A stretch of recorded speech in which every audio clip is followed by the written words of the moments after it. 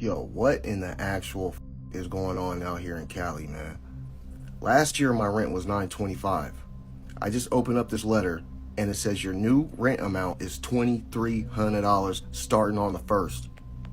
No upgrades, no renovations. They didn't even add a washer and a dryer. $17.33. That's how much I paid today for this coffee. Sandra Cora is food shopping for her mom, who lives on a fixed income. She can barely afford half of this stuff. Your rent has gone up, and if you've looked on Zillow recently for relief, you've probably been bummed out. Don't get me wrong, I love being single and I love living alone. It's great, it's fantastic, but it's expensive. I'm moving back into my parents' house at 23 years old, and let's fucking talk about it. I think about or trying to move out my parents' house, the cost of living just get higher and higher. America is hurting right now. The cost of living has skyrocketed to levels we've never seen before, and everyday people are feeling it in every bill, every grocery trip, every rent payment. It's not just inflation. It's the harsh reality that paychecks aren't keeping up and families are being pushed to their limit. Let's talk about how we got here and why so many Americans are struggling to stay afloat. Don't get me wrong, I love being single and I love living alone. It's great, it's fantastic, but it's expensive. I just spent $600 on brakes on my car, just on the front part of the car, because I couldn't afford all 4 brakes and axles and rotors and whatever the and then now I just paid my car payment, which is $500, so I just blew $1,100 in like 3 hours, and it wasn't even like fun, you know? Sorry, it's just so overwhelming. Like, you work and you work and you work and you work and you work and you work, and it's just to pay off like your basic necessities.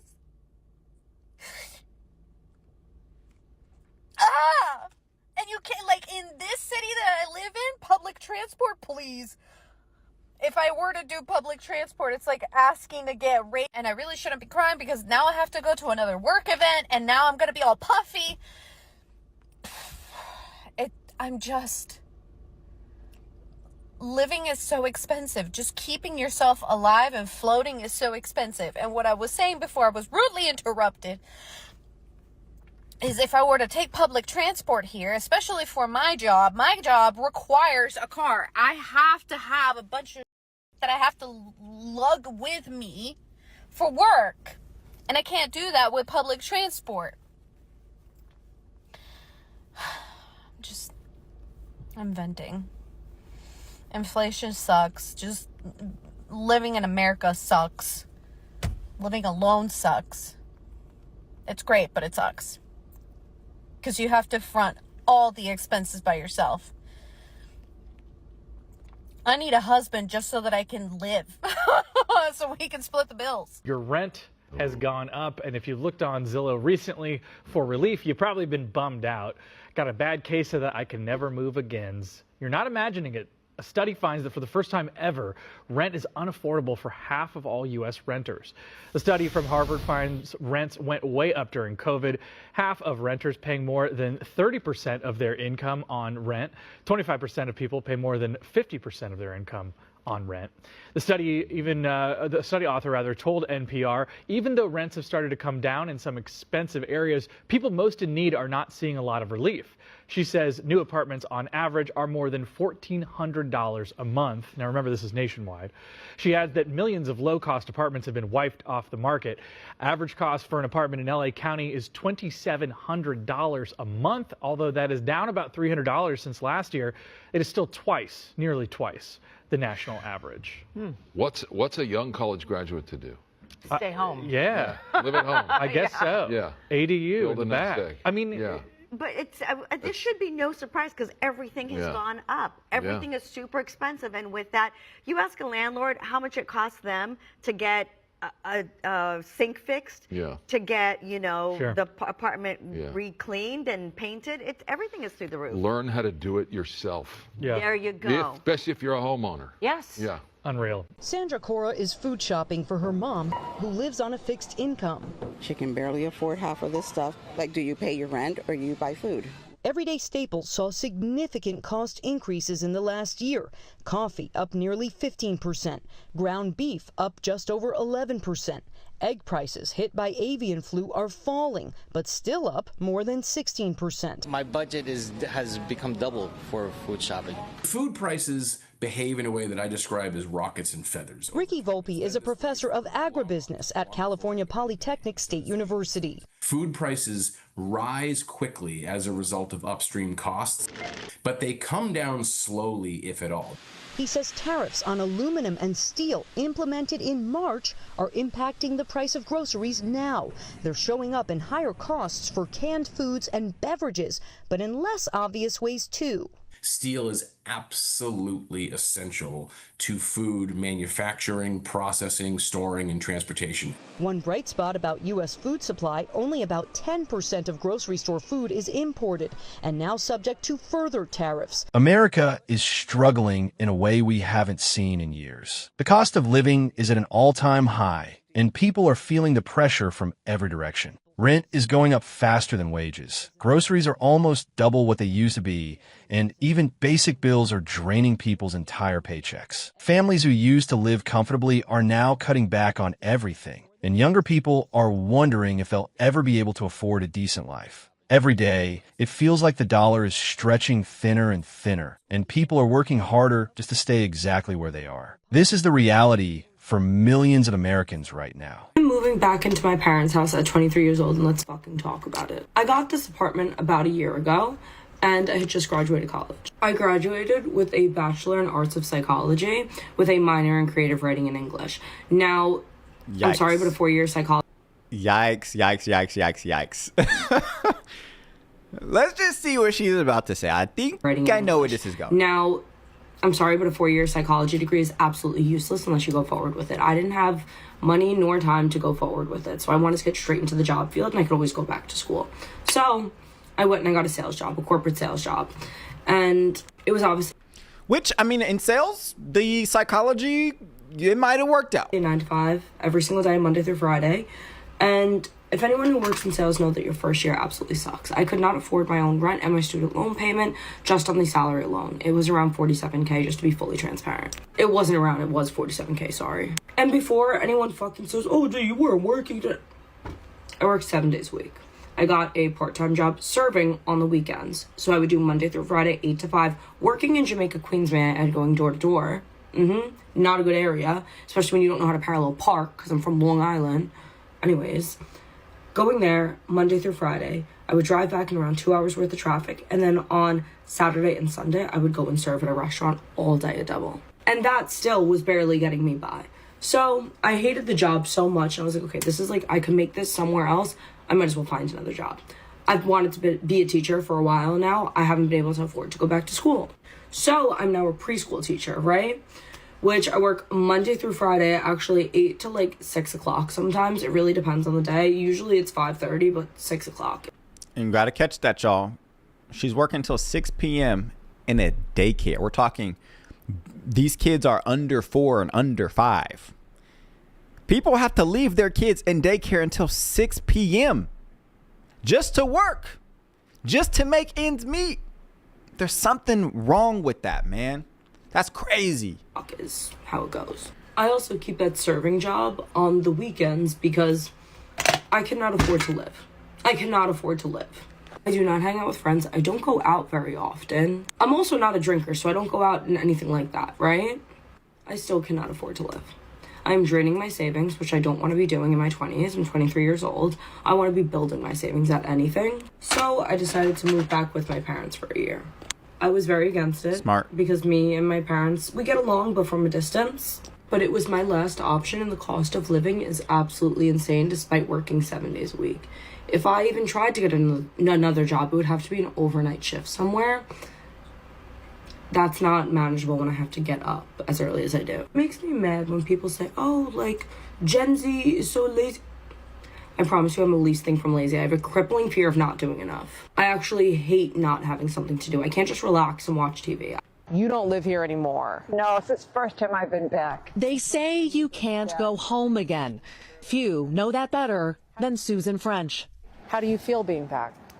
Sad. A sadness dating back to 2016 when Susan, to be near family, moved to River Glen of St. Charles, a senior living community west of Chicago. Neighbor Marty Bray and her husband chose River Glen, then owned by Northwestern Medicine, because of promised assisted living and nursing home options. Both women bought in, Susan putting down an entry fee of $242,000, Marty $314,000, plus monthly maintenance fees. They say the contracts were clear. Neither would own their home, but they say they were promised 85% of the current entry fee at whatever point they chose to move out. That didn't happen. How many of you planned on living the rest of your lives in River Glen? All of you. Meet the Glen girls. How many of you lost money leaving River Glen? 5 former and 2 current residents we spoke with who in the summer of 2023 learned River Glen had been sold to Iowa-based private equity firm Jaybird Capital and Chicago-based real estate investor Citrine Investment Group. The women say they learned their monthly maintenance fees, which had risen moderately over the years, were about to skyrocket. It was to be my forever home. Marty's, she says, quadrupling to $6,000. If they wanted out, the women say, they'd now get 75% of their original entry fee, a far cry from the old deal, which promised 85% of the updated entry fee based on the townhome's appreciated value. $17.33. That's how much I paid today for this coffee. I'm here and I'm just adding some numbers together and doing my budget because you know what? Today I asked my husband, where's the money? We're making the best we've ever made. Both earners, both incomes, good incomes and everything. And we don't have money. We're living paycheck to paycheck basically. So I put the numbers together and I decided to look at my budget.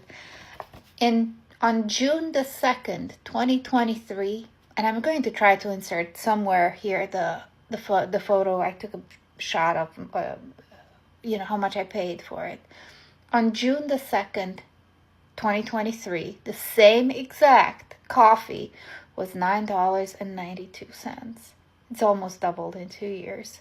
Of course, my salary hasn't doubled. My income has not doubled. It went up a little bit, but certainly nowhere near that. And I don't know where my money goes. Every month, I'm struggling.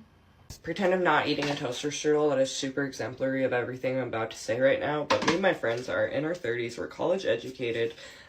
We work in the tech industries, marketing, and either our jobs have been replaced by AI or our employers have let us go to cut the numbers before the holidays or whatever it may be, in anticipation of a quite different economy that we're about to experience. And I don't know how much more I can do it. We're expecting all these tariffs. We're going to see retaliatory tariffs from other countries. I already cannot afford to live. I can't afford to pay my student loans. I can't afford to pay the credit card debt that I've had to take out. When I got COVID, I got a bunch of medical debt. I don't know what to do anymore. I'm not this type of person. I am so resourceful. We are the resume coaches, dude. We are the managers. We are the people in charge. And now it's either you're a billionaire, you're a CEO of a company, or you're unemployed, I swear to God. And if you are employed, you're like terrified of getting let go.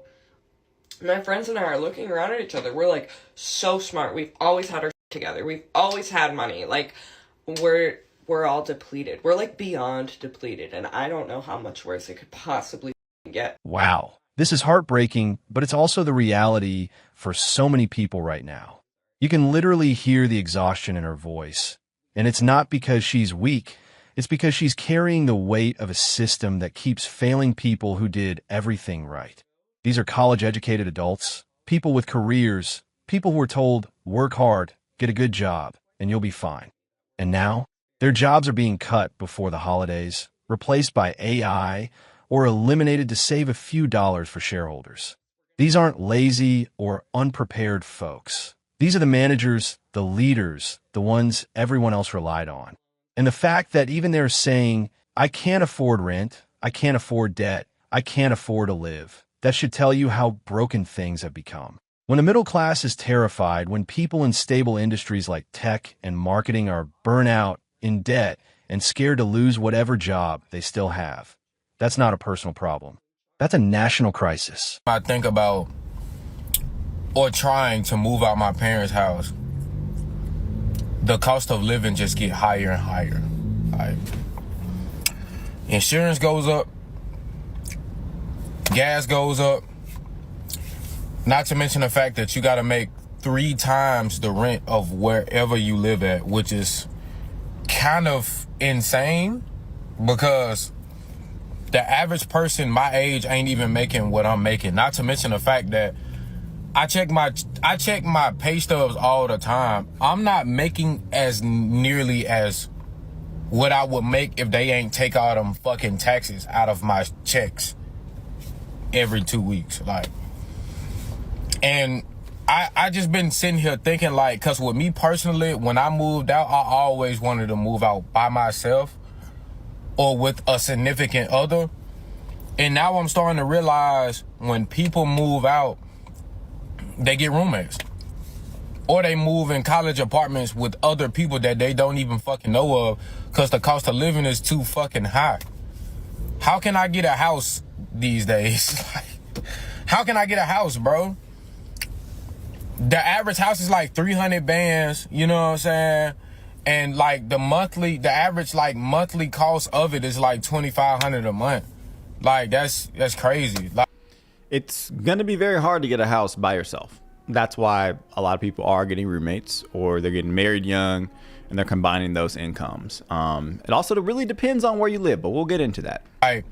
And me personally, I never agreed with having to have more than one source of income. In my opinion, you having more than one source of income should be a choice.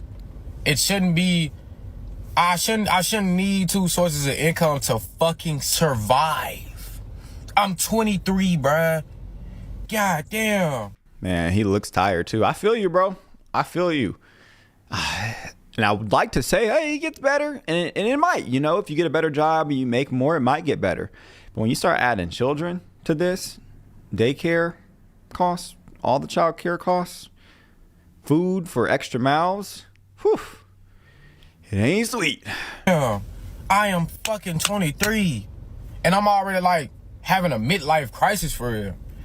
You know what I'm saying? Because I want to move out my parents' crib, but I ain't trying to live check to fucking check. Like, I'm sitting here making more money than I ever made ever in my life in a year span. And it's still not enough for me to fucking move out and be able to fucking sustain a living. Like, we're doomed, bro. And they wait until we get grown to do shit like this. Like, yeah, it's over with, bro. It's over with. I'm going to explain to you guys how much more expensive things are today than they were even 3 years ago based off of my current financial situation. So 4 years ago, when I graduated law school, I graduated making $65,000 a year. I was living in a 1-bedroom by myself, $1,400 a month. After the first 3 months, my boyfriend moved in, and so then we were splitting it, so it was $700 a piece. But he lost his job at one point, and so for 3 months before he got a new one, I was covering the rent all by myself. So it was about 6 months of me paying $1,400 a month for that year-long lease. Now I make about $85,000 a year. I have 2 roommates, and we split the rent 3 ways. And usually my rent is like $950, something around that. So I'm making technically $20,000 more a year. I'm paying roughly the same of what I was paying in rent. And I have never been more stressed out about money in my entire life. Whatever y'all doing to pay y'all rent, I need y'all to let me know. I just want to say, like, I'm so proud of y'all who are able to pay y'all rent. Like, I salute y'all. I applaud y'all.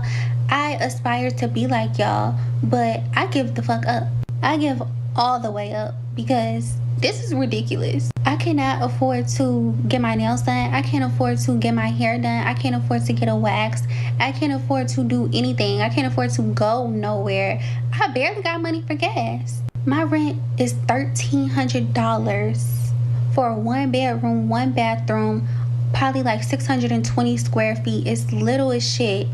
Y'all, it's not worth it. I've been having to do a payment arrangement on my phone bill, a payment arrangement for my Wi-Fi, a payment arrangement for the electricity.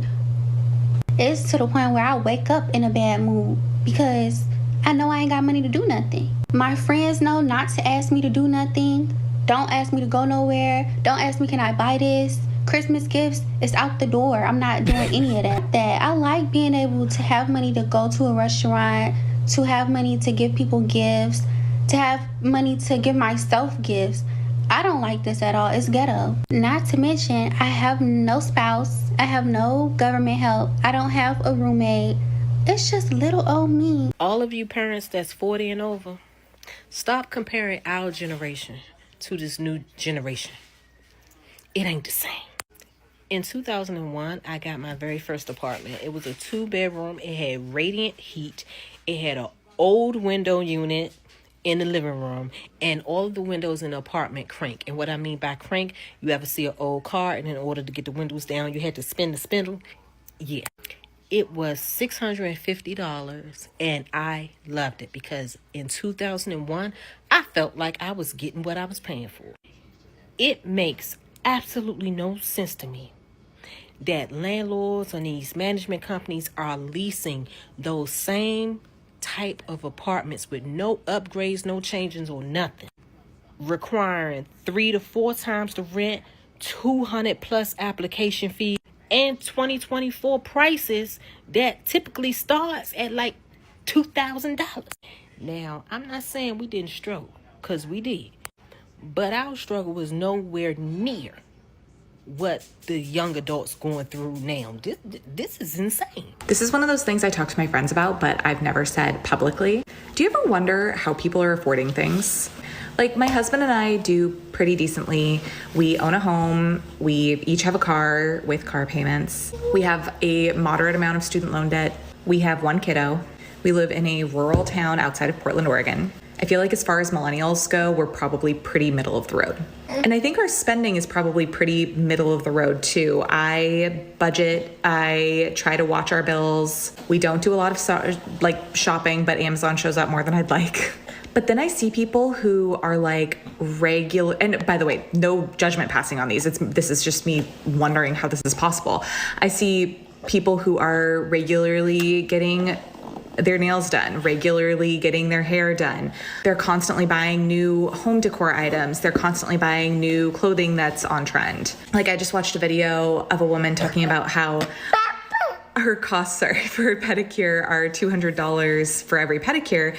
And like, while that's great, and I'm sure it's like a gorgeous pedicure, I don't doubt that the service is awesome. I'm just like, how is somebody affording to do that regularly? And honestly, listening to stories like this should shake every one of us.